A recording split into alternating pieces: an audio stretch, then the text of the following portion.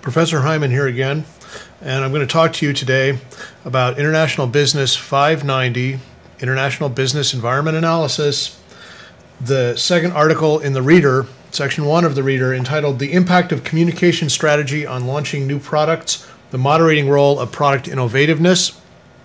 I'm going to discuss this and hopefully offer you a couple hints for critical notes, which you might be able to use or which you might not be able to use. I hope you can use them.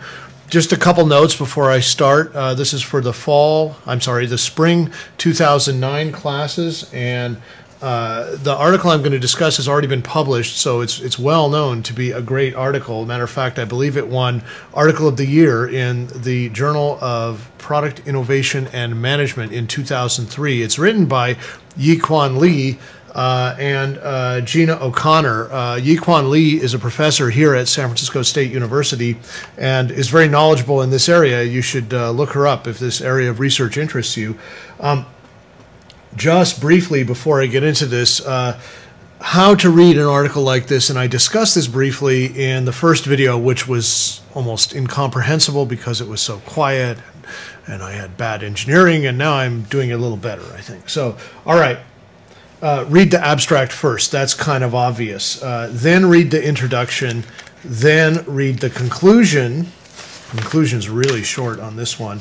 Then go back and look at the tables, okay? Especially in this paper's case on page 8 of this article, figure 1, which has some boxes and some arrows, and that's always a hint that they're trying to make you understand.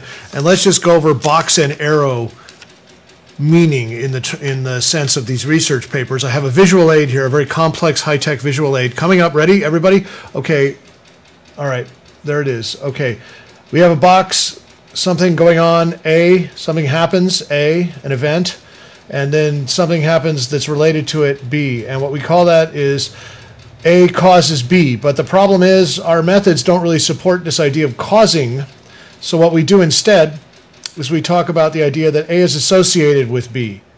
Now, what that means is when A changes, B changes. We may or may not have a prediction about how B will change when A changes a particular way.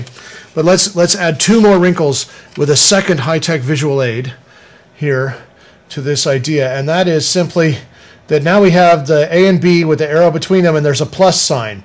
See, the little plus sign is right there. And that means as A changes, increases in this case, because it's plus, B increases.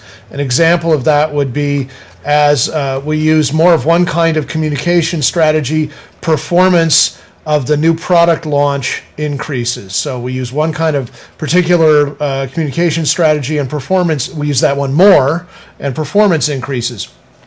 Now the second wrinkle is C. C is the moderator. And what you've got here is as something like A leads to more A leads to more B, but when there's more C around, that actually, since there's a negative sign there, that moderates the relationship between A and B in a negative way, or negatively.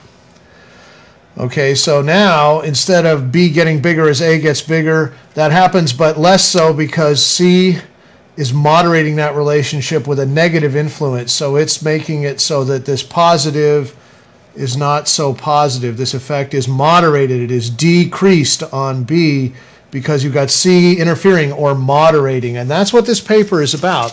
This paper is about the idea that certain communication strategies lead to a certain level of new product performance. I'm looking at figure 1 on page 8. Let's hold that up. This is a less sophisticated visual aid. It's the actual reader.